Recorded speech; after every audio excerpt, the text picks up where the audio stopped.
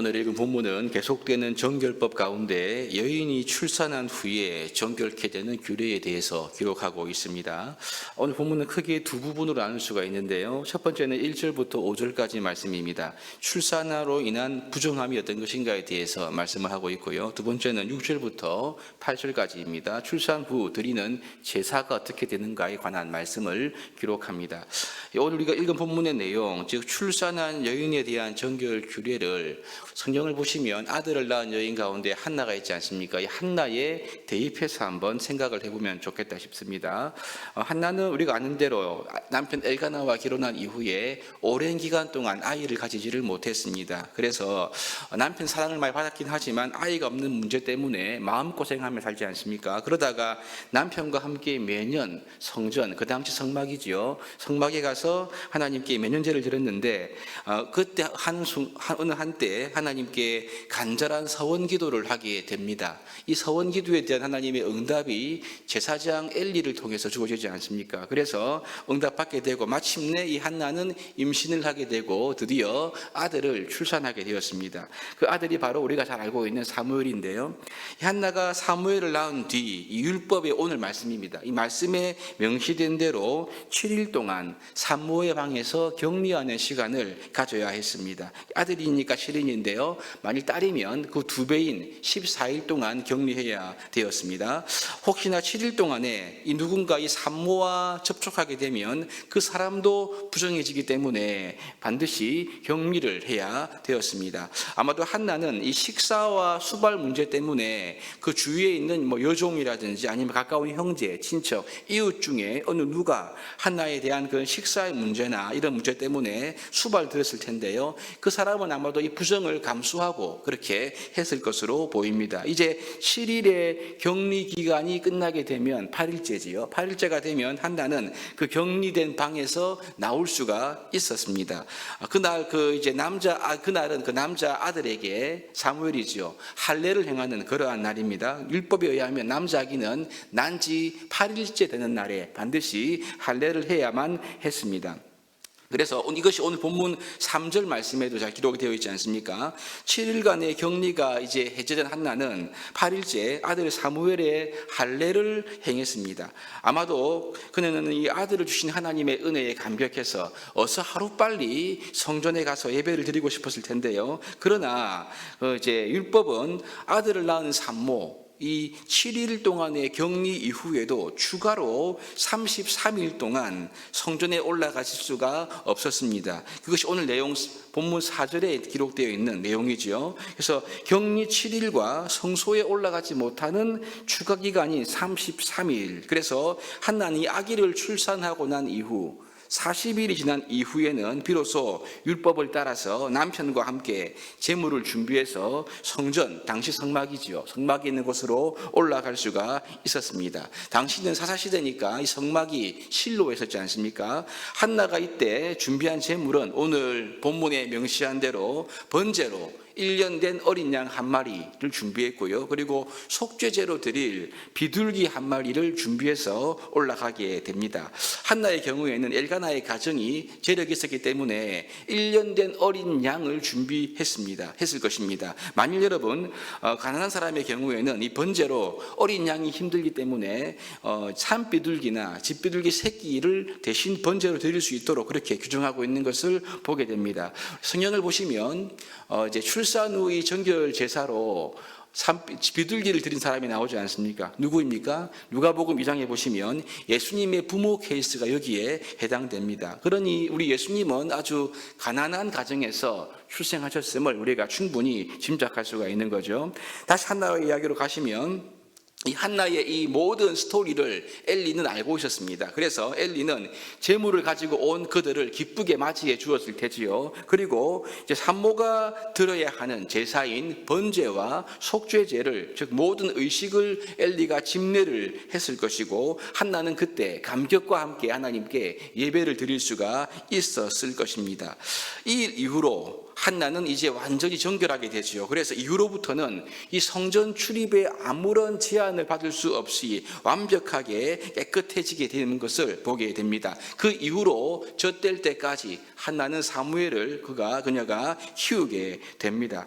오늘 본문의 이 출산 후 여인의 정결 규례를 한나에 한번 대입해서 생각을 해보았는데요. 만일 딸을 출산하면 모든 절차가 다 같은데 단지 격리 기간이 2배로 더 길다는 것을 우리가 본문을 통해 알 수 있습니다. 우리가 오늘 출산 후 여인이 지켜야 하는 정결 규례에 나오는 특이한 점이 있는데 그게 뭐냐면요. 출산 후에 이 전체 격리 기간이 다 끝나게 되면 반드시 번제와 속죄의 제를 드려야 한다는 점입니다. 이것이 특이한 점입니다. 여러분, 부정한 기간이 다 차고 드리는 번제는 아무래도 번제는 헌신의 제사이니까요. 자녀 출산에 대한 감사와 헌신의 표현으로 드리는 것이고요. 속죄제는 이 출산한 여인을 속죄하는 제사임을 우리가 분명히 알 수가 있습니다. 여러분, 이 여인이 꼭 드려야만 했던 제사 가운데 속죄제가 있는 거죠. 이것은 여러분 레위기의 이 정결법, 즉 부정함으로부터 깨끗하게 되는데 이 부정함의 근원이 무엇인가? 그것은 결국 죄의 문제라는 것을 우리에게 암시해주고 있는 대목이라고 볼 수가 있겠습니다. 아담과 하와가 범죄한 이후에 세상에 죄가 들어오지 않습니까? 그 결과 이 여자는 임신하는 고통과 아이를 낳는 수고를 이 저주로 받게 되었습니다. 그래서 이 출산한 여인의 부정함은 아마도 이러한 죄의 결과, 즉 죄의 저주와 관련이 있는 것으로 그렇게 보입니다. 이러한 이유로 출산 후에 이 부정결의 문제를 해결하기 위해서 이 죄의 문제를 반드시 속죄하는 속죄죄를 드리도록 요구하는 것이 아닌가, 이렇게 우리가 이 말씀을 볼 수가 있는 거죠. 여러분, 그렇다 하더라도 생각해 본다면 이 고귀한 생명을 지금 출산한 이런 여인을 왜 이렇게 부정하게 본단 말인가, 이런 질문을 우리가 해볼 수가 있겠습니다. 사실 여러분, 레위기에서 정결과 부정함을 나누는 기준은 신학자들에 의하면 이렇습니다. 생명과 죽음이라는 기준으로 우리가 볼 수가 있습니다. 이러한 기준은요, 이 산모의 이러한 기준으로 산모의 부정함을 본다면 산모의 부정함은 이 출산 자체에 있는 것이 아니라 출산에 따르는 이 피 흘림과 관계가 있다, 이렇게 보는 거죠. 피는 곧 생명이기 때문에 출산을 하면서 많은 피를 흘리지 않습니까? 이것은 곧 생명의 소실을 의미하는 겁니다. 그러므로 죽음에 더 가까워진다는 것을 의미하는 거죠. 이것이 곧 부정한 상태라고 이렇게 보고 있는 것입니다. 어쩌면 여러분, 출산 이후에 생명의 소실 경험한 여인, 즉 그 여인에게 7일 동안 격리케 하고 추가로 33일 동안 이제 성전에 올라가지 못하게 함으로써 피를 많이 흘려서 이렇게 생명을 출산한 이 산모를 보호하고 회복하기 위한 하나님의 배려가 여기 묻어 있는 것이 아닌가, 이렇게도 우리가 이 말씀을 볼 수가 있는 것입니다. 보면 또 좀 재미있는 부분이 있는데요. 여자아이를 낳은 경우에는 정결 기간이 2배인 것을 우리가 볼 수가 있습니다. 여기에는 여러 가지 견해들이 있는데요. 예를 들면 아담보다 하와가 먼저 범죄해서 그렇다, 이렇게 보는 견해도 있고요. 또 한 가지는 여아를 낳았을 때 산모의 출혈이 더 오래 지속된다고 보는 그러한 의학적인 견해인데, 이것은 일반적인 의학적인 견해는 아니라고 합니다. 가장 무난한 견해는 당시 율법의 말씀이 주어졌을 그 때가 가부장적 사회라는 환경이라는 것이죠. 이러한 환경이라는 한계 속에서 주어졌기 때문에 이렇게 보고 있지 않은가, 이렇게 보는 해석도 있습니다. 오늘 이 출산한 여인이 정결케 되는 이러한 교회 역시 주를 믿는 우리들은요, 문자대로 지킬 필요가 없고 또 지키지 않습니다. 여러분, 그러나 오늘 본문이 말씀하고 있는 원리는 우리들에게 요긴한 교훈을 준다고 생각이 되는데요. 먼저 아까 말씀드렸듯이 오늘 본문은 이 출산한 여인들에 대한 하나님의 배려가 깊이 묻어 있다는 것을 우리가 확인할 수가 있습니다. 아이를 낳는 과정에서 많은 피해 유출로 인해서 산모는 부정하다, 그렇게 선언되지만 그렇다고 해서 부당한 대우를 받는 것은 아니었습니다. 체력과 그리고 면역력이 떨어진 이 기간 동안 오히려 사람들과 접촉하지 않음으로 인해서 산모를 보호하는 거죠. 그리고 산모들은 그 후유증을 치유할 수 있는 시간을 40일 동안 최소한 확보할 수 있게 되었던 것을 보게 됩니다. 무엇보다 여러분, 여자 아기를 출산하게 되면 2배의 기간을 가지게 되지 않습니까? 당시 이 가부장적인 사회, 즉 남자 아기, 남자의 노동력을 더 높이 평가했던 이 시대에 여자 아기를 출산한 산모는요, 더 많은 시간을 거쳐서 심리적으로 또 육체적으로 회복할 수 있는 이러한 이제 기회를 얻게 된 것. 이것은 하나님의 더 큰 배려가 아닌가. 이렇게 우리가 이 말씀을 이해할 수가 있겠습니다. 여러분, 그러니 이 출산한 여인의 정결 규례를 통해서 하나님께서 이스라엘 백성들에게 주신 이 율법의 말씀, 규례 자체가 딱딱한 짐이 아니라는 것을 우리가 발견할 수가 있지 않습니까? 오히려 하나님 말씀 가운데는 여인을 향한 깊은 배려와 사랑이 묻어 있다는 것을 우리가 발견할 수 있습니다. 여러분, 그렇습니다. 우리를 향한 하나님의 모든 말씀은요, 우리를 더 사랑하고 아끼고 배려하는 하나님의 마음이 담겨 있다는 사실을 믿어야 합니다. 이 하나님의 말씀을 대할 때 그냥 딱딱한 말씀이 아니라 이 말씀 속에는 지금도 우리를 사랑하시고 아끼시고 우리의 영혼을, 육신을 배려하시는 하나님의 그 풍성한 사랑이 있음을 믿고 이 말씀을 통해서 더 깊은 은혜의 세계로 나아가야 될 줄로 믿습니다. 또 한 가지 교훈은요, 하나님은 이 산모가 지은 죄의 저주로부터 오는 부정함이지요. 이 부정함으로 다시 회복되고 새롭게 될 수 있는, 정결할 수 있는 길을 하나님께서 주시고 있다는 점입니다. 아담의 범죄 이후에 여자에게 주어진 저주가 무엇입니까? 임신하는 고통과 아이를 낳는 수고잖아요. 그죠? 이 고통과 수고는 여자들에게만 주어진 것입니다. 분명 여러분, 이 출산한 여인이 가지는 이 부정함은요, 이 저주와도 깊은 관련이 되어 있다고 그렇게 볼 수가 있겠습니다. 그래서 여러분, 수고와 고통으로 힘들게 출산한 이후에 그냥 시간이 지나면 자동적으로 정결케 되는 것이 아니었습니다. 정결해지기 위해서 이제 지정된 시간을 지난 뒤에 반드시 번제와 특별히 속죄의 죄를 하나님께서 드리도록 하는 것을 보게 되지요.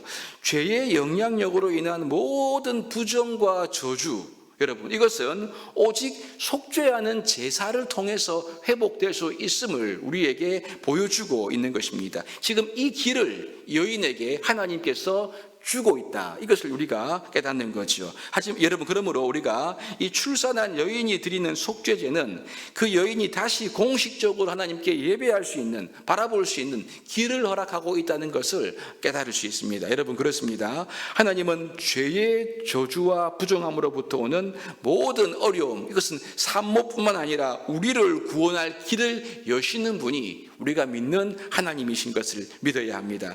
아담과 하와가 에덴에서 쫓겨났을 때 하나님은 그들에게 가죽옷을 입히지 않습니까? 또 이스라엘 백성들이 주신 이 5가지 제사의 규례도 마찬가지고요. 마침내 예수 그리스도를 우리에게 보내신 하나님의 이 사랑이 바로 여기에 구원의 길을 주신 것에 해당하는 것입니다.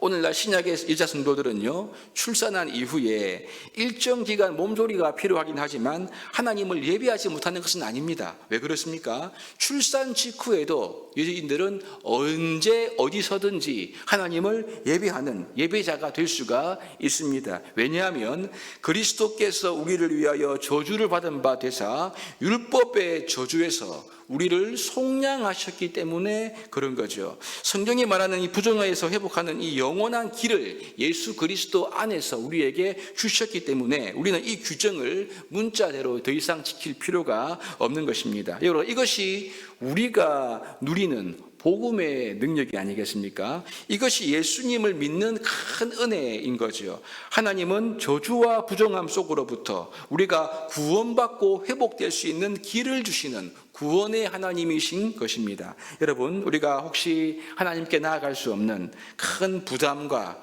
답답함, 혹시 나의 연약함과 실수와 죄로부터 오는 그러한 저주와 어려움과 답답함이 우리의 현실 가운데 있지 않습니까? 기억하십시오. 하나님은 우리를 회복하시는 구원의 길을 주시는 분임을 믿어야 합니다. 예수 그리스도를 의지하고 그분을 믿음으로 말미암아 우리의 삶의 모든 죄의 저주와 어려움으로부터 우리를 회복하시고 다시 하나님을 예배하고 바라볼 수 있도록 은혜를 주시는 분이 우리 하나님이신 것을 믿고 우리의 모든 상황 속에서 주 예수 그리스도를 믿음으로 바라보며 의지함으로 말미암아 우리를 거룩하게 하시고 깨끗하게 하시고 하나님 앞에 온전히 세워주시는 이 은혜 안에 세워지는 우리 모두가 될 수 있기를 주님의 이름으로 축복합니다.